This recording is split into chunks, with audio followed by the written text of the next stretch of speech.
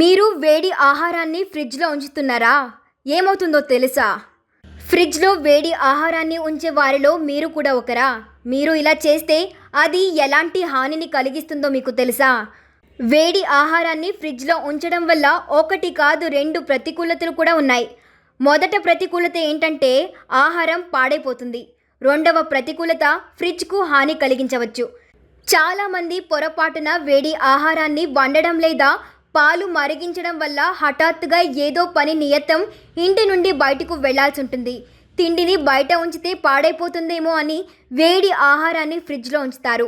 తెలుసో తెలియకనో చేసిన పనికి సమస్య కూడా తలెత్తవచ్చు. అకస్మాత్తుగా బయటకు వెళ్లాల్సి వచ్చినా వేడిగా ఉండే ఆహారాన్ని లేదా ఉడికించిన పాలను రిఫ్రిజిరేటర్లో ఉంచడాన్ని తప్పు పట్టకండి. ఫ్రిడ్జ్ పని ఏమిటంటే వస్తువులో ఉష్ణోగ్రత తక్కువగా ఉంచడం. ఫ్రిడ్జ్లో చల్లదనాన్ని నిర్వహించడం కోసం కంప్రెసర్ ఉంటుందన్న విషయం అందరికీ తెలుసు. రిఫ్రిజిరేటర్లో కావలసిన శీతలీకరణ ఉన్నప్పుడు కంప్రెసర్ పనిచేయడం ఆగిపోతుంది. చల్లదనం చెక్కు చెదరకుండా ఉంటుంది. అయితే ఇలా వేడి ఆహారాన్ని ఫ్రిడ్జ్లో ఉంచడం వల్ల కంప్రెసర్పై తీవ్ర ప్రభావం కూడా పడుతుంది.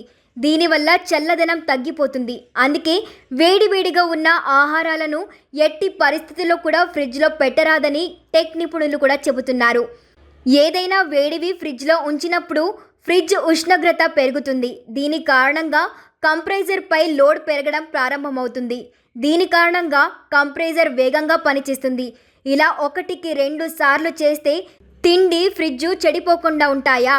కానీ దీన్ని అలవాటుగా చేసుకొని రోజూ ఈ పని చేయడం మొదలు పెడితే మీ ఫ్రిడ్జ్ కంప్రెసర్ పాడైపోయే అవకాశం చాలా ఉంది.